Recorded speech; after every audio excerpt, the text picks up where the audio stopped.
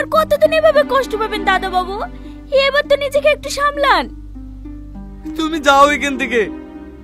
আমি আপনার পায়ে পড়ছি, নিজেকে এভাবে শেষ করে দিয়েন না। কার জন্য বাঁচিয়ে রাখবো নিজেকে? বাবুর কপালে ছিল তাই আমাদেরকে ছেড়ে চলে গেছে, একদিন আমাদের খোঁজ যেতে হবে। তাই বলে এভাবে ভেঙে ফেললে হবে বলেন তো? ও তো ভাগ্যের দোষে মরেনি, ওকে হইলো ডাক্তার মেরেছে। যা হওয়ার হয়ে গেছে দাদা বাবু, আপনি সবকিছু ভুলে যান। কিচ্ছু বলবো না, প্রতিশোধ নেবো আমি। যার জন্য আমার ছেলে মরেছে তাকে আমি কখনোই শান্তিতে থাকতে দেবো না। আমি আর সব শেষ করে দেবো।